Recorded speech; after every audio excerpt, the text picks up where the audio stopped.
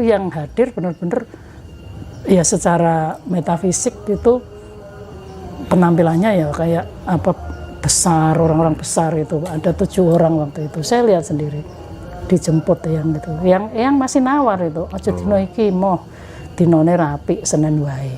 Kak Bu, sebentar Bu, yang Bu lihat, Bu Ida lihat tadi itu 7 orang itu kelihatan wujud tuh.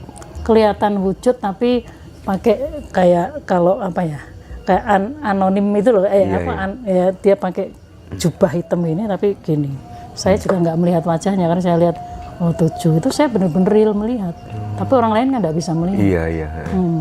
Karena mulai dari awal begitu beliau sudah non sewu sudah mau melepaskan ilmunya itu kan harus kita kosongkan semua. Jadi lakunya untuk melepaskan ilmu ini ritualnya begini itu kan saya ladeni satu yang ngendikan aku njaluk iki ku ngene nggih tak ladeni satu sampai bersih benar-benar bersih.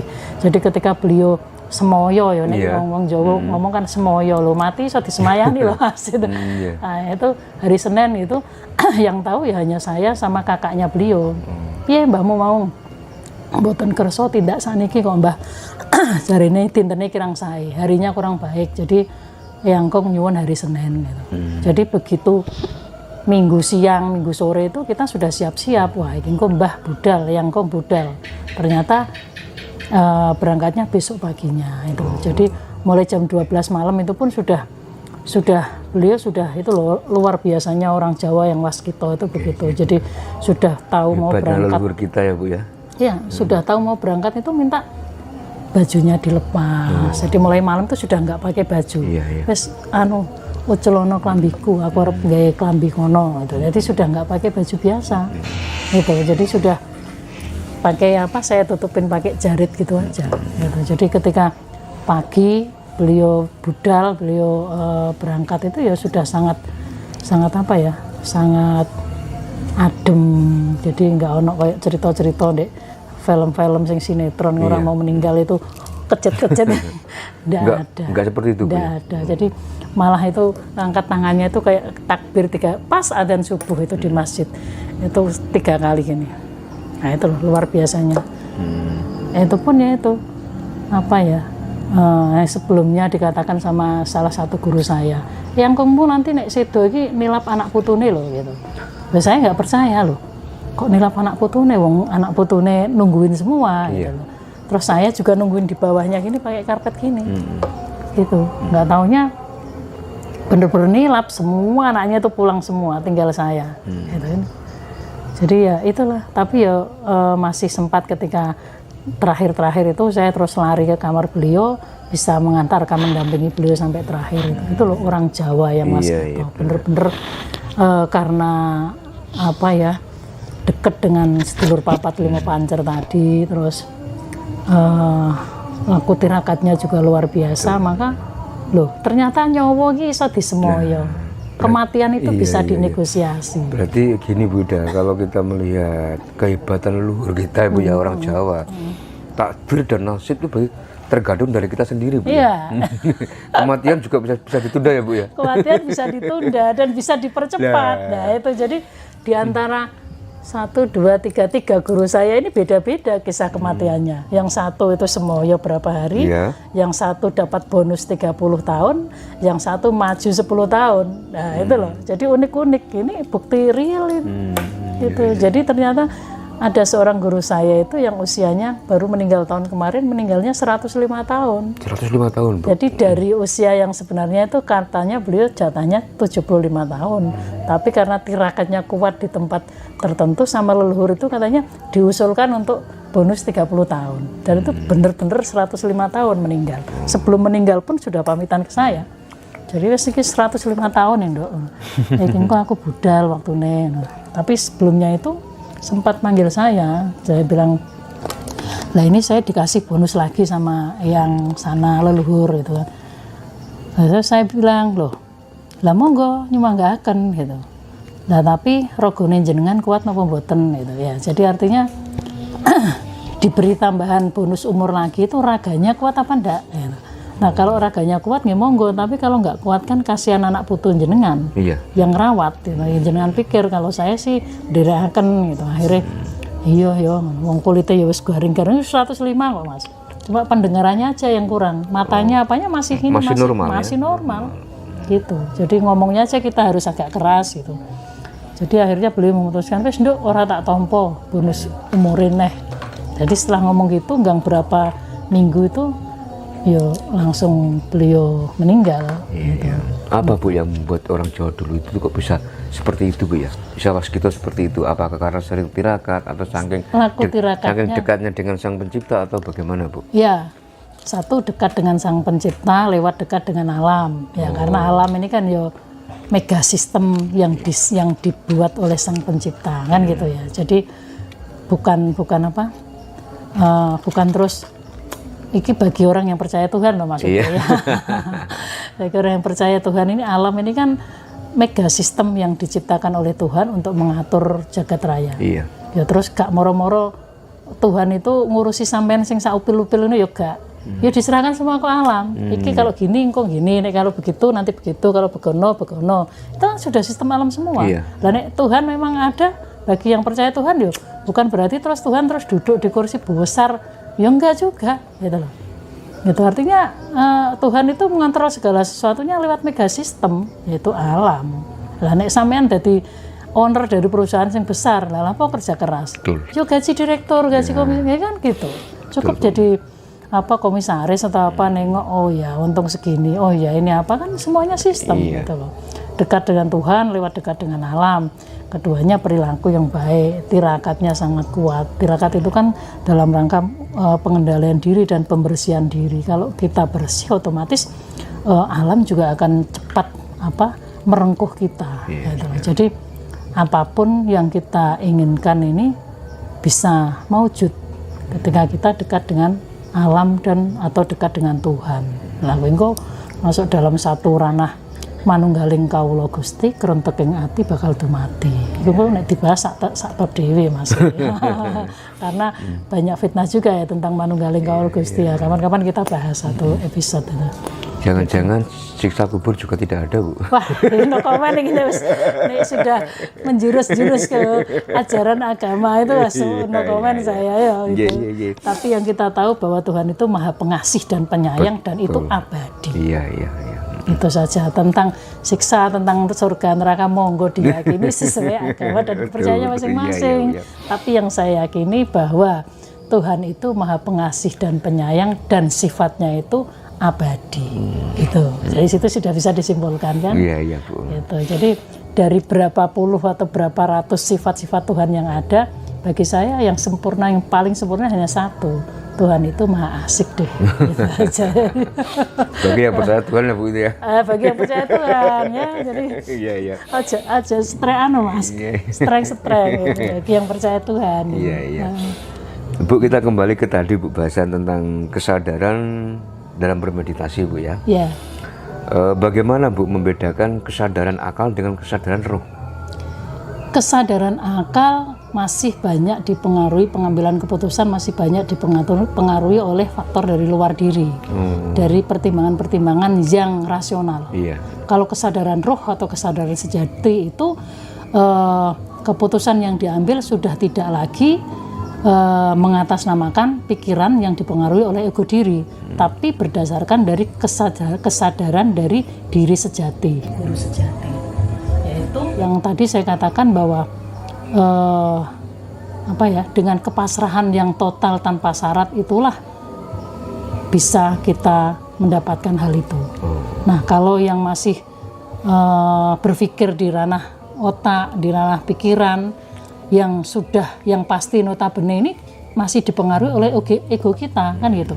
Tapi kalau kesadaran itu dipengaruhi oleh diri sejati, guru sejati kita kan kita sudah dalam kondisi yang merasa suwung, merasa aku ki ora sapa-sapa, aku ora duwe apa-apa dan aku ora iso apa-apa. Sehingga kita dalam kesadaran bahwa apapun gerak dari tubuh kita adalah tak lain adalah geraknya. Gitu. Peran dan fungsinya masing-masing bagaimana Bu antara kesadaran akal sama kesadaran roh? kesadaran roh untuk menjaga kemurnian, kesadaran apa tadi? Kesadaran akal sama dan kesadaran roh. Ya, kesadaran akal dan kesadaran roh ini sama-sama punya fungsi dan keduanya tidak bisa kita hindari karena ini juga bagian dari dualitas semesta kan gitu. Jadi kesadaran akal itu kita buktikan kadang-kadang kita butuhkan kadang-kadang untuk mengontrol kita bahwa kita ini ya sakjane ijih menungso. Itu loh, untuk kita berkehidupan bermasyarakat dan mengingatkan kembali bahwa kita ini sebenarnya tidak pernah sempurna. Itu. Jadi sekalipun kita sudah mengaku atau merasakan berkesadaran murni, tapi selama kita masih punya otak dan pikiran, tetap saja kamanungsan itu tetap punya, Mas. Gitu. Jadi nggak ada yang sempurna di dunia ini. Gitu. Selagi keegoan itu masih melekat pada diri manusia ya Bu ya. Selama kita hidup, kita masih punya ego. Iya. Kalau kita tidak punya ego atau keinginan itu, ya wis padha mati, kan gitu. Iya kan sudah nggak punya pikiran, nggak punya Tapi ego. seperti ego itu bisa nggak Bu untuk kita kurangi Bu? Kita minimalkan. Bisa, kalau Bu, ya? kita hilangkan tidak bisa. Tapi kita mau bisa ya? Kita minimalkan salah satunya dengan meditasi itu kan salah satunya mengasah kesadaran. Iya, kalau kesadaran kita makin tinggi, makin besar, makin baik kan otomatis ego kita juga akan terkikis. Tapi tidak bisa hilang sama sekali karena memang itu adalah bagian dari dualitas semesta. Betul.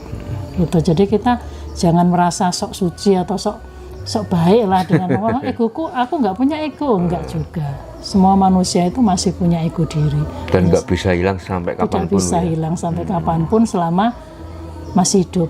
Ya. Gitu. Kalau batang otak pikiran kita sudah mati, ya masih hidup tapi mati karena stroke atau karena gila, karena apa? Itu baru nggak punya ego. Itu. Nah ini Bu ada pertanyaan lagi Bu Ida. Apa arti tirakat dan pedoman itu dan bedanya apa? Apakah bisa dijadikan satu pemahaman Bu? Apa? Tirakat dan pedoman itu bedanya di mana? Tirakat dan pedoman. Iya. Tirakat itu kan tirakat itu kan suatu laku lampah untuk prihatin. Iya betul. Nah pedoman itu kan sesuatu pakem yang sudah terkondisikan untuk dijadikan suatu acuan bertindak. Pedoman kan itu. Sudah ada satu pakem nih. Ini mau kemana nih? Mau menuju ke sini. Kalau mau menuju tujuan ini, pedomannya harus begini nih, lewat sini, harus begini, harus begini. Ini kan sudah ada tuntunan. Pedoman itu kan tuntunan. Iya. Sesuatu yang sudah dijadikan atau tertulis, yang sudah diyakini, tertulis atau tidak tertulis, tapi sudah diyakini untuk menuju suatu tujuan. Kalau tirakat itu kan perilaku prihatin. Iya. Jadi masih perilaku prihatin kita gitu. Kalau orang beragama itu kan sudah jelas pedomannya. Iya, mau sholat pedomannya ada rukun sholat begini, ya kan. Orang Hindu mau apa pedomannya begini gitu. Orang Kristen mau ke gereja pedomannya kan sudah ada tuntunannya semua. Pedoman tuntunan itu acuan. Nah. Ini Bu, kenapa orang spiritual sejati diterpa ujian masalah yang sangat berat Bu? Nah, dengan berspiritual tidak ada janji untuk terhindar dari suatu masalah. Itu harus digarisbawahi dulu. Betul. Kalau ada seorang guru atau seorang spiritualis yang menjanjikan bahwa dengan ikut laku tirakatnya atau jalannya Anda bisa terbebas dari masalah, jangan diikuti. Itu kalau saya.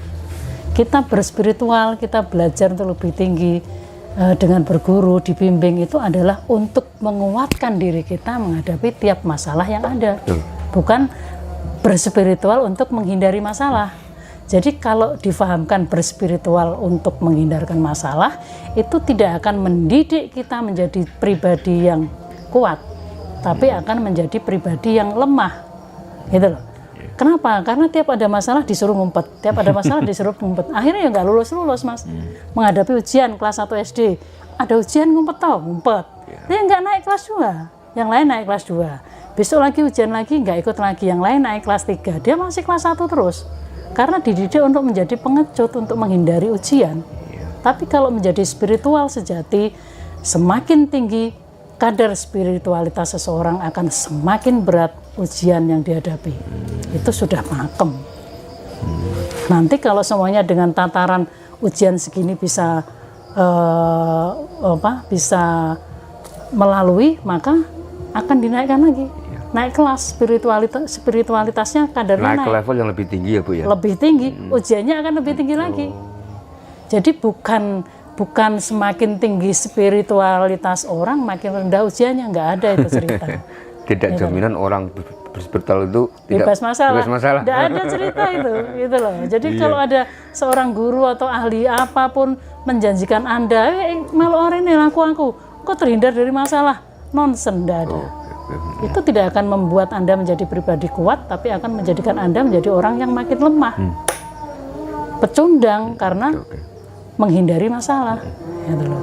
Tapi kalau kita spiritualitas kita tinggi, dihadapkan masalah yang berat pun kita akan difahamkan ada apa ini nanti, harus dihadapi, patak, gitu loh. Terus ini Bu, apa penyebab orang ilmu ada yang kebablasan gila Bu? Wadahnya tidak cukup, memaksakan diri, tidak didasari dengan wadah yang kuat, terus memaksakan diri, atau tidak ada guru pembimbing. Jadi hanya berbekal membaca, apalagi sekarang zaman ini ya, zaman digital ya, wah moco iki di internet terus dilakoni dewe, nggak ada yang menuntun, nggak ada yang mengawal, akhirnya ya bisa jadi itu memaksakan diri yang tadinya sebenarnya bukan kapasitasnya tapi dipaksa, akhirnya jadi hilang kontrol kesadaran. Nah, hilang kontrol kesadaran itulah bisa berujung pada gila, gitu. Atau bisa jadi gilanya gila apa ini? Gila akut atau gila sedang atau gila apa? Gila akut. Gila akut itu bisa jadi begini. Dalam satu perjalanan, tapi ini menurut saudara kita yang beragama ini, kadang-kadang ada malah gilanya ini dianggap sesuatu yang luar biasa, karena katanya gilanya ini hanya menyebut nama Tuhan, hanya ingat Tuhan, itu kan, nggak usah disebut bahasa lainnya, gila gitu. Tapi sebenarnya dia ini tidak sadar gitu. Kita menyebut nama Tuhan, siapapun Tuhannya kan harus dalam keadaan sadar. Nah, kenapa orang ini sampai gila? Karena apa? Memaksakan diri untuk naik, gitu. Naik apa? Dalam satu perjalanan menuju puncak, yaitu menuju Suwung, ya, itu kan ada laku tirakat yang luar biasa beratnya. Nah, kadang-kadang orang yang disertai dengan rasa rumangsa iso inilah yang tidak kuat, atau yang berujung pada gila. Dia merasa bahwa bekalnya karena menjadi seorang anak ahli agama tertentu atau ahli spiritual tertentu, sudah dibekali, dilemberi dengan bekal yang sangat kuat untuk melakukan perjalanan menuju Suwung, ya. Tiba-tiba karena rasa rumongsone gede, jumawanya besar, sombongnya besar, aku kuat kok, wong bapakku ngene, aku wis cukup, aku tak munggah. Ketika mau naik, baru sampai setengah jalan, ternyata tidak kuat. Kenapa tidak kuat? Yang merontokkan ya ego dirinya, rasa rumangsa isone itu tadi. Nah, ketika tidak bisa nyampe ke atas, iki basa menungsone Mas ya. Arep mudhun lali dalane, itu loh. Akhirnya maga. Apa maga itu? Maga itu bahasa Indonesia apa? Setengah-setengah. Tanggung, setengah-setengah. Mau naik nggak kuat, mau turun nggak tahu jalannya. Yang terjadi akhirnya tidak sadar. Jatuh akhirnya Bu. Jatuh akhirnya gila, nggak sadar. Gitu. Jadi orang-orang yang gila karena tujuan tersebut sebenarnya adalah orang yang tidak sadar, dan mereka butuh bantuan kita, bukan malah terus dipuja-puja. Kalau dipuja-puja seperti itu kan kasihan. Wong mereka itu sebenarnya butuh bantuan kita untuk turun, yang jelas untuk turun, karena naik udah nggak mungkin. Gitu.